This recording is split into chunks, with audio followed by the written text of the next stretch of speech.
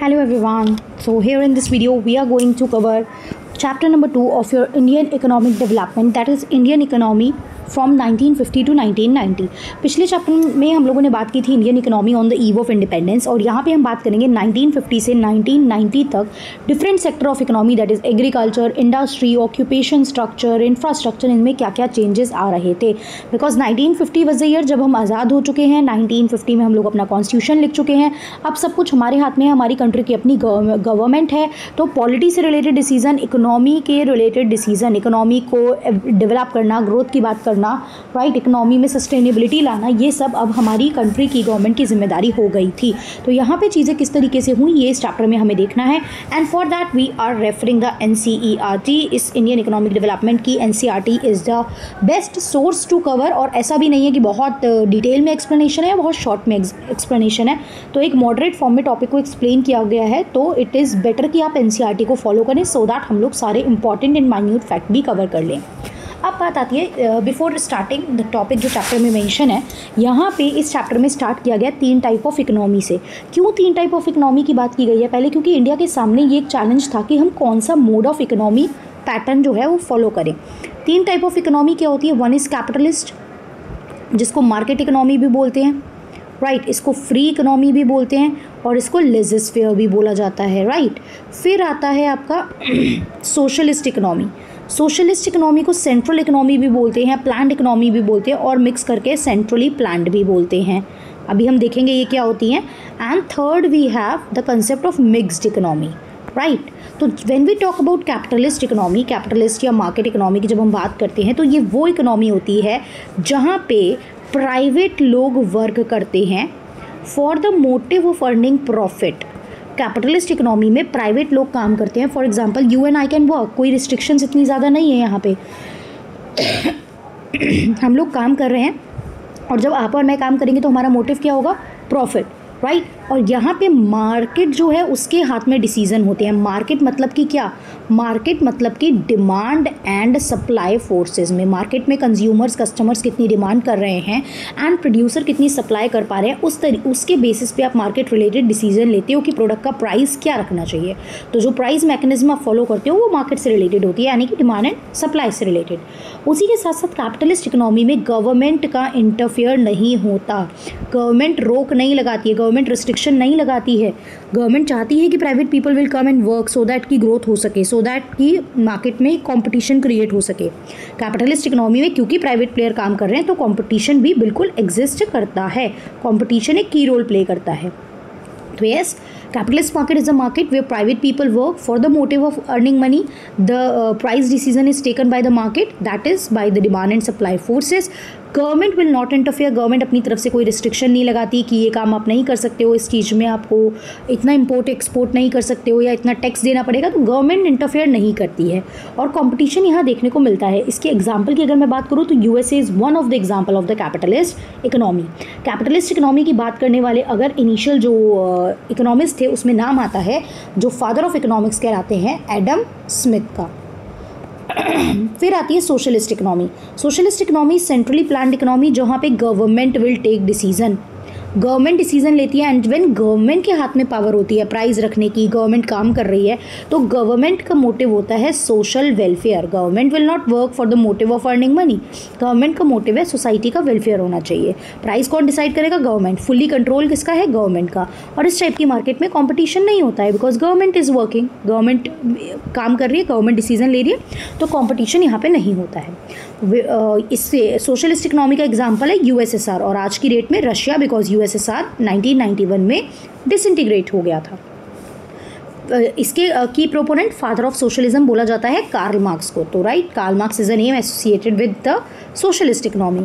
फिर आता है mixed economy. Mixed economy is nothing but the mixture of the capitalist and socialist.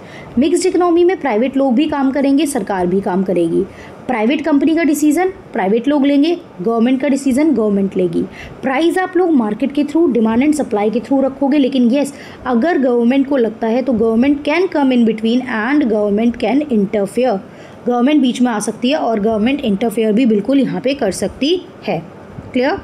चलिए, तो अब बात करते हैं आप पढ़ते हैं इस चैप्टर में एग्जैक्टली क्या बोला है, word to word, point to point हम देखते हैं। 5 ईयर प्लान पे हम लोग बात करेंगे। यहाँ पहले 5 ईयर प्लान के बारे में मेंशन किया गया है। The central objective of planning in India, planning का जो एक ऑब्जेक्टिव था वो प्लानिंग की क्यों गई थी कि डेवलपमेंट हो सके, जिससे लोगों का स्टैंडर्ड ऑफ लिविंग जो है वो इम्प्रूव हो सके और लोगों को नई अपॉर्चुनिटी मिल सके, जिससे वो एक रिचर और एक वेरीड लाइफ, मतलब जहाँ उनके पास डिफरेंट अपॉर्चुनिटी हो, डिफरेंट वैरायटी हो, डिफरेंट काम करने के ऑप्शंस हो, ये उन्हें मिल सके। इसलिए हम लोगों ने प्लानिंग इंट्रोड्यूस करी थी। प्लानिंग क्या है, 5 ईयर प्लान्स की बात, 5 ईयर प्लान्स के ऑब्जेक्टिव, ये सब अभी हम आगे डिस्कस करेंगे। तो यहाँ क्या बताया गया है, ऑन 15 अगस्त 1947 इंडिया को फ्रीडम मिली। फाइनली हम लोग अपनी डेस्टिनी के मास्टर खुद थे, अब सारी चीज़ें हमारी हाथ में थी। तो सबसे पहला डिसीजन जो हमें लेना था कि हम अपनी इकोनॉमिक सिस्टम का कौन सा टाइप फॉलो करेंगे, राइट। वो मतलब हमारे जो नेशन के वेलफेयर के लिए क्या सूटेबल होगा। तो डिफरेंट टाइप होते हैं इकोनॉमिक सिस्टम के, राइट। तो सोशलिज्म जो है वो appeal to Jawaharlal Nehru the most, socialism सबसे ज़्यादा हमें लग रहा था कि यार ये फॉलो करना चाहिए, क्योंकि capitalism was not the thing जो हमारे माइंड में थी। हम प्रॉफिट मोटिव के लिए तो काम करना चाह ही नहीं रहे थे उस टाइम पे, राइट। लेकिन जो जवाहरलाल नेहरू थे वो उस तरीके के सोशलिज्म में नहीं थे जो यूएसएसआर फॉलो करता था, उसके फेवर में नहीं थे कि हम यूएसएसआर वाला सोशलिज्म, हम सोशलिज्म को सपोर्ट तो कर रहे हैं कि गवर्नमेंट के हाथ में पावर रहे, वेलफेयर हो लोगों का, लेकिन जो यूएसएसआर फॉलो कर रहा है उसमें हम लोग फेवर में नहीं है। यूएसएसआर क्या फॉलो कर रहा था, वहाँ पे जितनी भी जो चीज़ें थी वो सब गवर्नमेंट ओन थी, कोई प्राइवेट प्रॉपर्टी का कंसेप्ट था ही नहीं। देखिए यूएसएसआर कई हद तक कम्युनिज्म की बात करता था। Communism is the concept again जो कार्ल मार्क्स ने दिया था, let me write, it is communism. Communism का मतलब होता है no private property at all, सारी चीज़ें सरकार की हैं, राइट। जिस घर में आप रह रहे हो वो भी आपका नहीं है, जो गाड़ी आप चला रहे हो वो भी आपकी नहीं है, तो practically it is not possible ना। कम्युनिज्म में तो गवर्नमेंट के हाथ में चीज़ें होती थी सारी। तो यही बोल रहे थे कि हम इस आइडियोलॉजी वाले सोशलिज्म को फॉलो नहीं करेंगे। इंडिया जैसी डेमोक्रेसी है वहाँ पे मुश्किल है कि गवर्नमेंट जो है कि लैंड ओनरशिप और इसके पैटर्न को चेंज कर सके जो अभी कंट्री में एग्जिस्ट करती है। और नेहरू और उनके अलावा बहुत सारे जो थिंकर्स थे इंडिया के, उन्होंने एक न्यू इंडिपेंडेंट इंडिया की बात की और उन्होंने सोचा कि कैपिटलिज्म के ऑल्टरनेटिव में हम लोग क्या ला सकते हैं, बिकॉज यूएसएसआर वाला सोशलिज्म तो उतना प्रॉपर फिट हमारे लिए नहीं बैठ रहा है। तो बेसिकली सोशलिस्ट आउटलुक को दिमाग में रखते हुए उनको एक आंसर मिला और उन्होंने सोचा कि a mixture of both is good, capitalism plus socialism दोनों ही अच्छे हैं, right.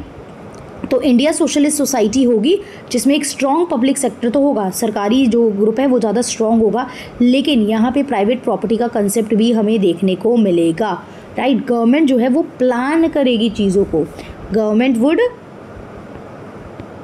Plan the economy, private sector के साथ मिलके आप प्लान करोगे। और यहाँ पे देखिए इंडस्ट्रियल पॉलिसी रिजोल्यूशन 1948 में आई थी, ये अभी हम देख लेंगे क्या आया था, इसमें क्या बात की गई थी, इसको अभी छोड़ दीजिए, ये अभी हम देखेंगे। इंडियन कॉन्स्टिट्यूशन में भी ये चीज़ जो आपका सोशलिज्म आउटलुक था ये रिफ्लेक्ट होता था और 1950 में हमने प्लानिंग कमीशन बनाई। अभी हम आएंगे प्लानिंग कमीशन क्या अब क्या हो चुका है ये सब बातों पर।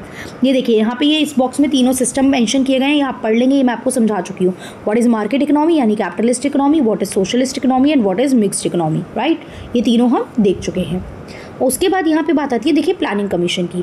प्लानिंग कमीशन की बात की गई, बोला गया कि हम प्लानिंग कमीशन सेट करते हैं। क्या प्लानिंग कमीशन से पहले और चीज़ें थी? Eight the end of the chapter मैं आपको बताऊंगी कि प्लानिंग कमीशन से पहले, आज़ादी से पहले भी हम लोग बॉम्बे प्लान की बात कर चुके थे, 8 इंडस्ट्रियलिस्ट ने मिलकर बनाया था। तो आज़ादी से पहले हम इंडिया की इकोनॉमी किस तरीके से चलाई जाए उस पर बात कर रहे थे, उस पर सोच रहे थे, राइट। नेशनल प्लानिंग कमेटी आप लोग बना रहे थे, नेशनल डेवलपमेंट काउंसिल बन रही थी, ये सब मैं eight the end of the chapter बताऊंगी आपको, ये ध्यान रखना है। ये नहीं सोचना है कि आप ये तो चीज़ें बता ही नहीं रहे हो, बस बेसिक चीज़ें बता रहे हो। We will discuss all this because this part is not written in the NCERT but we will cover that.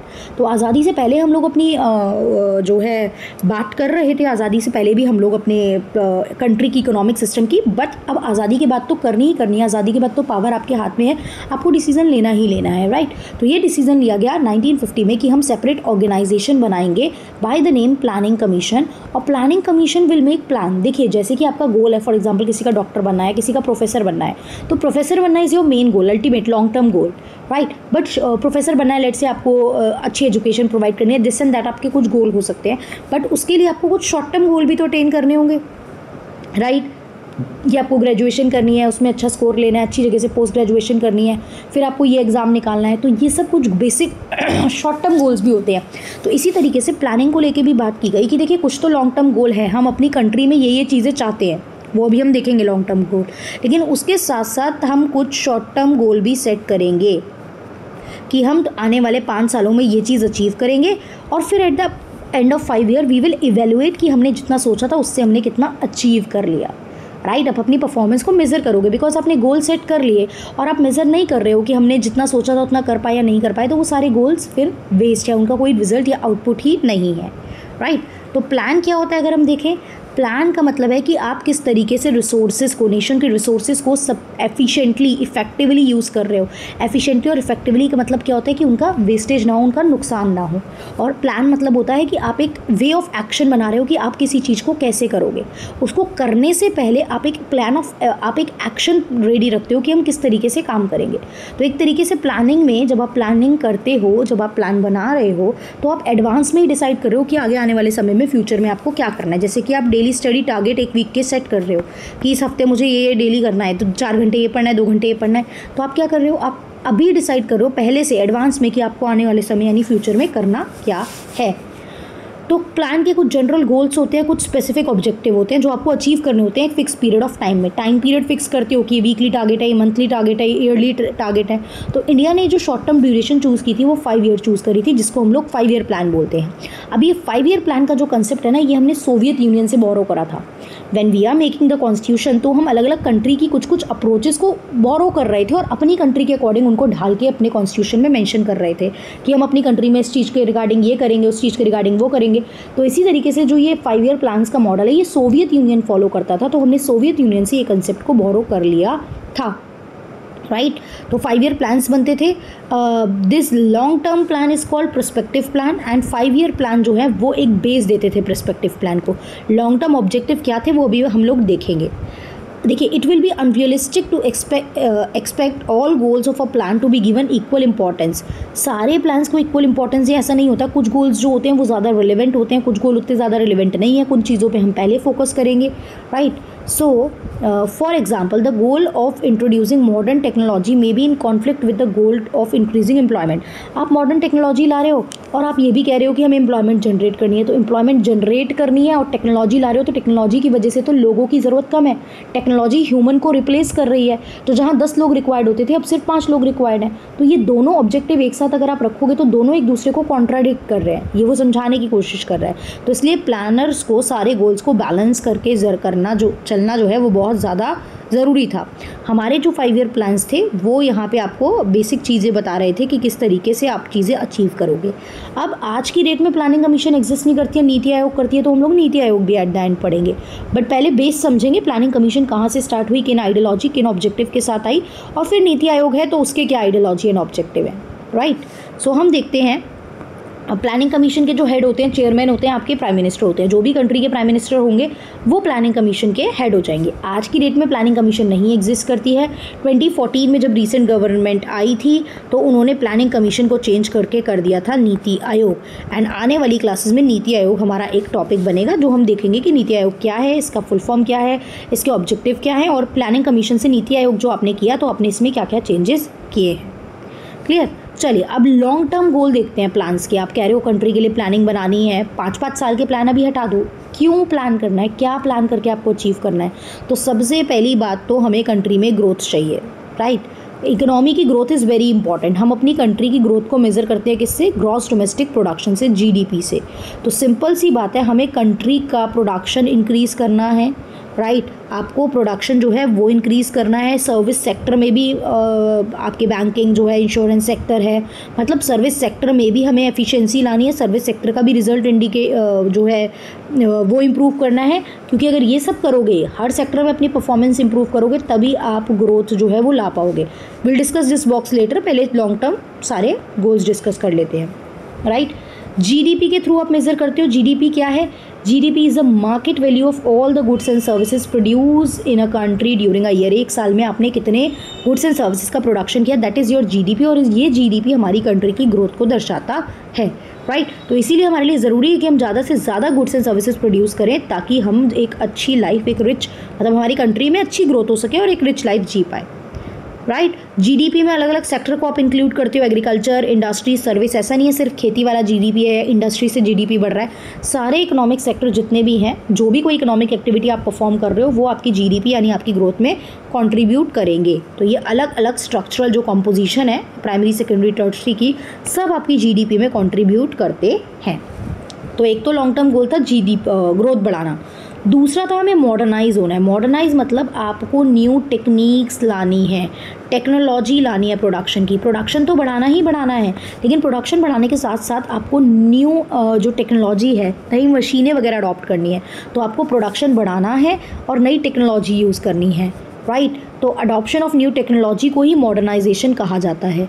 Modernisation में आप टेक्नोलॉजी जो है वो यूज़ करेंगे। और ट्रेडिशनल सोसाइटी में वुमेंस को माना जाता था वो घर पे रहेंगी और मैन जाके काम करेंगे, लेकिन मॉडर्न सोसाइटी में हम हर पर्सन का टैलेंट यूज़ करने की बात करते हैं। हम वुमेंस को भी अपॉर्चुनिटी देने की बात कर रहे हैं। वुमेंस भी वर्क प्लेस पे हमें देखने को मिलती है, राइट, जहाँ पे वुमेंस भी काम कर रही होंगी, because womens are the 1.5 proportion of the population. और आप आधी पॉपुलेशन को घर बिठा दोगे तो ग्रोथ कैसे होगी। तो they should also be participative, उनको भी इकोनॉमी में, इकोनॉमिक ग्रोथ में, GDP में कंट्रीब्यूट करना ज़रूरी है। अगर वो ऐसा करेंगी तो हमारी कंट्री ज़्यादा प्रॉस्पेरस होगी। तो लॉन्ग टर्म 2 गोल हुए, ग्रोथ, मॉडर्नाइजेशन। तीसरा है सेल्फ रिलायंस। सेल्फ रिलायंस का मतलब क्या होता है? नेशन जो है वो प्रमोट कर सकता है इकोनॉमिक ग्रोथ को। नेशन जो है वो प्रमोट कर सकता है इकोनॉमिक ग्रोथ को, और ग्रोथ होगी यानी कि तो आप क्या होगे, सेल्फ रिलायंट, कि हम इतना अपने लिए बना पा रहे हैं कि हमें बाहर से इंपोर्ट नहीं करना पड़ रहा। बिकॉज अगर आपको इंपोर्ट करना पड़ रहा है तो वो एक अच्छा इंडिकेटर नहीं है। We should always focus to reduce the import. और वो इम्पोर्ट रिड्यूस कैसे कर सकते हो? आप डोमेस्टिकली ट्राई करो, अपने यहाँ पे चीज़ों को ज़्यादा से ज़्यादा प्रोड्यूस करो। तो आप क्या करो, सेल्फ रिलायंट बनो। क्लियर? तो जो फर्स्ट 7 5 ईयर प्लान थे, शुरू के 7 प्लान थे, उन्होंने कम्प्लीटली सेल्फ रिलायंस पे फोकस करने की बात की है, जो कहता था कि इंपोर्ट को अवॉइड करो और अपनी कंट्री में प्रोडक्शन की बात की करो ज़्यादा से ज़्यादा, राइट। तो पॉलिसी जो थी ये ज़रूरी थी, जिससे कि आपकी नेसेसिटी जो फॉरेन कंट्रीज़ पे थी, फॉरेन गुड्स पे थी, और स्पेशली बेसिक खाने के लिए, खाना इज़ द बेसिक चीज़ है, उसके लिए भी आपको इंपोर्ट करना पड़ रहा है, तो उसकी डिपेंडेंसी कम हो जाए, ये चीज़ आपको फोकस करनी थी, जो आगे हुई भी हम देखेंगे। ग्रीन रिवोल्यूशन का कंसेप्ट क्या था, उससे कैसे सेल्फ रिलायंस आपने अचीव करा। फिर जो नेक्स्ट आपका लॉन्ग टर्म ऑब्जेक्टिव था वो था इक्विटी, बराबरी। भाई ग्रोथ हो रही है, मॉडर्नाइजेशन है, सेल्फ रिलायंस है, सब कुछ है, लेकिन इससे आपकी लाइफस्टाइल, ओवरऑल कंट्री की ग्रोथ, ओवरऑल कंट्री का डेवलपमेंट नहीं होता। एक कंट्री की हाई ग्रोथ तभी हो सकती है जब ज़्यादा से ज़्यादा टेक्नोलॉजी जो है वो ज़्यादा लोगों तक पहुँचे, और ऐसे लोगों तक भी चीज़ें पहुँचे जो गरीबी में जी रहे हैं, राइट। उनको भी बेनिफिट मिले इकोनॉमिक प्रोस्पेरिटी के, इकोनॉमी के रिच होने के, आपकी कंट्री में ग्रोथ होने का बेनिफिट उन तक भी पहुँचे, वो भी एक डिसेंट लाइफ जी पाएँ। डिसेंट लाइफ में रोटी, कपड़ा, मकान, ये सारी बेसिक चीज़ें, एजुकेशन, वो लोग भी अफोर्ड कर पाएँ। तो growth, modernisation and self reliance के साथ साथ इक्विटी भी बहुत इंपॉर्टेंट है। हर इंडियन जो है वो अपनी बेसिक नीड, जैसे कि फूड, एक अच्छा घर, एजुकेशन, हेल्थ केयर, ये सब सबको मिलना चाहिए, राइट। क्लियर? तो अब यहाँ पे आगे के 5 ईयर प्लान कौन कौन से थे वो बाद में बात करेंगे। ये हमने बात की थी लॉन्ग टर्म प्लान की, लॉन्ग टर्म प्लान की बात की थी। हर 5 ईयर प्लान के गोल अलग होते हैं। पहले प्लान किसी चीज़ पे फोकस कर रहा है, दूसरा 5 ईयर किसी और चीज़ पे, लेकिन लॉन्ग टर्म प्लान यही थे कि आपको ग्रोथ लेके आनी है, आपको इक्विटी पे फोकस करना है, आपको सेल्फ रिलायंस बनना है, और आपको मॉडर्नाइजेशन लेके आनी है, राइट। तो all these are the long term goals of the 5 year plans, या ऑफ द प्लानिंग कमीशन, कुछ भी बोल सकते हो। ये लॉन्ग टर्म गोल थे। इसके साथ साथ कुछ स्पेसिफिक या शॉर्ट टर्म गोल थे, that we will see later. First 5 year plan, second 5 year plan, वो हम देखेंगे। उसके बाद आगे यहाँ बॉक्स में जो था वो था महालनोबिस के बारे में, राइट। ये महालनोबिस के बारे में था। The architect of Indian planning बोला जाता है। बहुत सारे अलग अलग इकोनॉमिस्ट थे जो अलग अलग चीज़ों में काम कर रहे थे, लेकिन सेकंड 5 ईयर प्लान तो कम्प्लीटली माना जाता है इन्होंने डिज़ाइन करा था। तो सेकेंड 5 ईयर प्लान के आर्किटेक्ट भी इनको बोल सकते हो, प्लानिंग कमीशन, प्लानिंग का आर्किटेक्ट इनको बोल सकते हो। एक स्टैटिस्टिशियन थे ये, राइट। तो बहुत सारे लोगों ने 5 ईयर प्लान में कंट्रीब्यूट किया है 5 ईयर प्लान के कंसेप्ट में, जिसमें से एक नाम आपका प्रशांत चंद्र महालनोबिस भी है। प्लानिंग जो है वो सेकेंड 5 ईयर प्लान से शुरू हुई थी। फर्स्ट 5 ईयर प्लान में भी थे ऑब्जेक्टिव, बट जो एक्चुअल प्लानिंग स्टार्ट हुई थी that was from the second 5 year plan. वो मैं 5 ईयर प्लान आपको जब स्पेसिफिकली पढ़ाऊंगी ना, फर्स्ट 5 ईयर सेकेंड 5 ईयर, तब और हम बात करेंगे डिटेल में कि फर्स्ट 5 ईयर प्लान जो था उसके आर्किटेक्ट के एन राज थे, वो हैरोल्ड डॉमर मॉडल पे बेस्ड था। सेकेंड में पीसी महालनोबिस का नाम आता है, राइट। तो ये एक इम्पॉर्टेंट नाम था। महालनोबिस जो थे, इनका जन्म 1893 में कलकत्ता में हुआ। ये वहाँ के प्रेसिडेंसी कॉलेज में पढ़े एंड फिर कैम्ब्रिज यूनिवर्सिटी इंग्लैंड में भी पढ़े हैं। ये इनका कंट्रीब्यूशन जो था इस पर्टिकुलर सब्जेक्ट में, स्टैट्स में, उनकी वजह से इनको इंटरनेशनल फेम भी मिला। 1946 में ये जो थे ये ब्रिटेन की रॉयल सोसाइटी के एक मेंबर बने। ये बहुत इंपॉर्टेंट प्रेस्टीजियस ऑर्गेनाइजेशन थी साइंटिस्ट की, जो मतलब एक आउटस्टैंडिंग परफॉर्मेंस देते थे अपने अपने सब्जेक्ट मैटर में। तो ये उसमें सोसाइटी का पार्ट बने, which is a very big thing at that time. Mahalanobis ने इस्टेब्लिश करा इंडियन स्टैटिस्टिकल इंस्टीट्यूट इन कलकत्ता में, उन्होंने इस्टेब्लिश करा। एक उन्होंने जर्नल होती थी, मैगजीन भी स्टार्ट की जिसका नाम था संख्या। पूछा जा सकता है व्हाट इज़ जो ये संख्या एक जर्नल था, स्टार्ट किया था, ये किसने करा था? So this was started by PC Mahalanobis, right. जो आज की डेट में भी एक इम्पॉर्टेंट फोरम है स्टैटिस्टिशियन के लिए, जो वो अपने आइडियाज़ डिस्कस कर सकते हैं। बोथ आईएसआई एंड संख्या, आईएसआई इंडियन स्टैटिस्टिकल इंस्टीट्यूट इन्होंने स्टैब्लिश करा, संख्या इन्होंने एक मैगजीन स्टार्ट की। ये एक इम्पॉर्टेंट जो है आज की डेट तक भी एक इम्पॉर्टेंट कंट्रीब्यूशन माना जाता है for the statistician. Second 5 year plan के टाइम पे महालनोबिस ने इन्वाइट करा बहुत सारे अलग अलग इकोनॉमिस्ट को इंडिया से, और क्या करा, इकोनॉमिक डेवलपमेंट पे बात की। कुछ इकोनॉमिस्ट जो थे वो नोबेल प्राइज़ विनर्स भी बने बाद में आगे जाके, जिसमें जो ये बताते हैं कि किस तरीके से इंडिविजुअल टैलेंट एग्जिस्ट करता था। उन्होंने टैलेंट को एक जगह इकट्ठा करके एक डेवलपमेंट पे फोकस करने की यहाँ पे बात की, राइट। चलिए, तो ये बेसिक बात थी इनकी लाइफ के बारे में, थोड़ी बहुत चीज़ें बताई हैं यहाँ पे, क्या इन्होंने करा ये हमने बता दिया, राइट। इनका संख्या और इंडियन स्टैटिस्टिकल इंस्टीट्यूट इनके रिगार्डिंग इंपॉर्टेंट था। ये बॉक्स है सर्विस सेक्टर के बारे में। As a country develop it and undergo काफ़ी सारे चेंजेस आते हैं। In case of India structural changes देखने को मिलते रहते हैं, primary to secondary to tertiary structure में अलग अलग चेंज आते रहते हैं। जैसे जैसे डेवलपमेंट जो है हुई, हमने देखा एग्रीकल्चर का शेयर डिक्लाइन हुआ और इंडस्ट्री जो है, देखिए सीधा एग्रीकल्चर से हम लोग प्राइमरी से हम लोग सेकेंडरी सेक्टर में उतना ज़्यादा गए नहीं। प्राइमरी से हमारा सीधा शिफ्ट जो था वो टर्शरी में देखने को मिला है, राइट। टर्शरी सेक्टर में देखने को मिला है, यानी सर्विस सेक्टर में देखने को मिला है। वुड से जीडीपी जो है इंडिया में, share of agriculture in the GDP was more than 50%, right. तो ये फैक्चुअल चीज़ें, इसमें ऐसा कुछ इंपॉर्टेंट नहीं है। 1991 में रिफॉर्म्स आए थे, वो हम आगे आने वाले चैप्टर में पढ़ेंगे। उसके बाद एलपीजी, लिबरलाइजेशन, प्राइवेटाइजेशन, ग्लोबलाइजेशन आ गया था, जिससे सर्विस सेक्टर को भी एक काफ़ी ज़्यादा बूम हमें हमें देखने को मिला। क्लियर। अब नेक्स्ट पार्ट में, नेक्स्ट वीडियो में हम लोग पढ़ेंगे इसका टॉपिक लैंड में क्या क्या। एग्रीकल्चर हमने पढ़ा था ना पिछले में, स्टैग्नेंट था। फर्स्ट चैप्टर में on the eve of independence हमने पढ़ा था कि एग्रीकल्चर का जो परफॉर्मेंस था वो स्टैग्नेंट था। उसके रीज़न क्या थे ये हमने देखा। लेकिन अब हम देखेंगे 1950 से 1990 के बाद, आज़ादी के बाद अपने अपने एग्रीकल्चर में क्या क्या चेंजेस करे, जिसमें हम लोग लैंड में जो रिफॉर्म हुए वो देखेंगे। Land revenue system, land settlement system, zamindari, ryotwari, mahalwari, वो तो मैंने पिछले में ही आपको बता दिया था, राइट। यहाँ पे क्या क्या चेंजेस आए थे लैंड को लेके, लैंड को रिफॉर्म्स जो बोले जाते हैं वो हम देखेंगे। क्लियर। तो यस, 2-3 पार्ट में करके इसको कंप्लीट करेंगे। लैंड अगले पूरी क्लास में हम लोग लैंड रिफॉर्म्स कंप्लीट करेंगे, जिसमें abolition of intermediaries, land ceiling का कंसेप्ट, लैंड रेंट रेगुलेशन का कंसेप्ट, ग्रीन रिवोल्यूशन का कंसेप्ट पे हम लोग बात करेंगे। क्लियर। So that's all. आपको कोई भी डाउट, कोई भी कंफ्यूजन है, then do let me know. बाकी मिलते हैं नेक्स्ट वीडियो में विद द फर्दर टॉपिक्स।